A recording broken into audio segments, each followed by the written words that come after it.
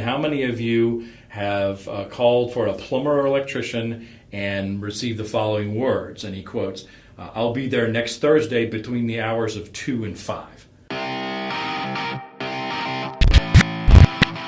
The art of the elevator pitch has been lost, and we're here to bring it back. After 5 years and 3,000 pitches, we've developed a simple formula that anyone can build from. Who are you? What is your company? What problem do you solve? How do you solve it? Who's going to pay you money? What do you need? Nail that in 30 seconds and you're on your way. How will today's entrepreneur do? Pitch practice is now in session. Hi, my name's Christian. By show of hands real quick, who's needed a plumber or electrician and heard the following words? I'll be there next Thursday between the hours of 2 to 5. Does that happen? Yeah. Well, tomorrow you can download our app called Johnny on it, and that service industry person will be at your door in real time. Our customers is realtors and single-family home property management companies, and what we're looking for is $100,000 in an investment to close out our seed round. Now, let's break down today's pitch.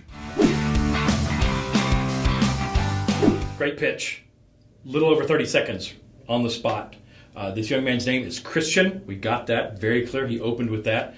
The name of the company or the service, we're assuming it's the name of the company, is Johnny on it. He said that about halfway through when he was talking about the solution. So really clear. He only used his first name. That's okay.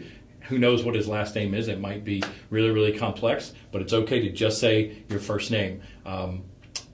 Quick note here about his accent. He has a foreign accent, and but he went through it really, really well. He pronounced everything really, really well. It's incredibly important, and this happens all over the place. Whether you have a really, really southern accent, northern accent, or non-American accent, it happens. And depending on your audience, you have to talk very intentionally to them, and he did that very, very well. The problem is one that every homeowner faces, or anybody who lives in a home that has to be taken care of. I thought the way he got us involved in the problem was great. He used audience participation, which is always a gamble, and we don't know what the audience was doing because we're only focused on him. But he wasn't disturbed by it. He went right through it. If they did anything, if they didn't respond, I'm sure they did. But he asked the question: how many of you have called for a plumber or electrician and received the following words? And he quotes, I'll be there next Thursday between the hours of 2 and 5. So we all know what that means is you can't have it now. Your toilet's busted, your sink's leaking, whatever the problem is, or your lights are all out and you blew a fuse and you're going to wait a week or something. That's the problem. That's the pain that every homeowner at some point in time has faced. And I thought that was really, really clear.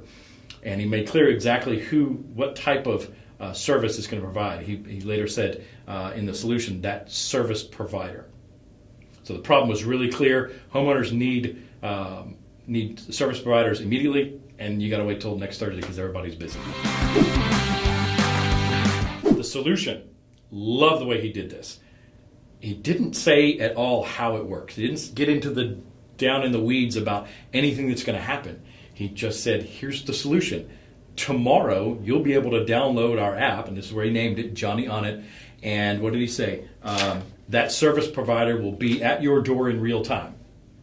Now, that's a pretty big promise, because I don't know if he can put people at your door in real time, but I'm assuming what he means is kind of on demand, kind of like Uber. When you need a ride, you open up the app, and it'll tell you when they're going to be here. Not next Thursday between 2 and 5, but in a few minutes, on demand. I thought that was great. Excellent demonstration of the solution, and he didn't get down in the weeds of how he's going to do all this. We don't really care how he's going to do it. We want to look at an app and say, I need a plumber. He's going to be here in 48 minutes. That's awesome. Who's his customer? One was really clear. The other was not so much. He said he was going after two customers, realtors, and then he said single-family owned property management companies. I have no idea what that means. I think it means that there's single-family property management companies who manage single-family homes, like apartment complexes, I guess. But I don't know that for sure. But he was really clear about the other one, realtors. Now, he didn't say why he was going after these two particular customers, but he made it really clear, here's who we're selling to. Here's our audience. He asked for $100,000 to finish out their seed round. The lesson here is when you're going to ask for money, know exactly how much you want, which he did, but then tell us what you're going to use it for. He had plenty of time. He didn't have to sneak anything in here. What is that going to be used for? Where is he? If they're launching their app tomorrow, what do they need that $100,000 for? I'm assuming it's sales and marketing to scale up and to get lots of attention to this app, which is, it's kind of B2C, but he said they're going after realtors and property management companies, so it's B2B. I'm assuming they're getting to the end user through those companies, through those individuals, or through those target customers. But we need to know exactly what he's going to use that $100K for. Otherwise, he's just asking for money. We don't know if he knows how long that's going to last. We know exactly what he's going to spend it on. Has he done that math to know if that's going to get him to where he needs to be at the next stage, where he either doesn't need to raise any more money or he's ready to raise his Series A?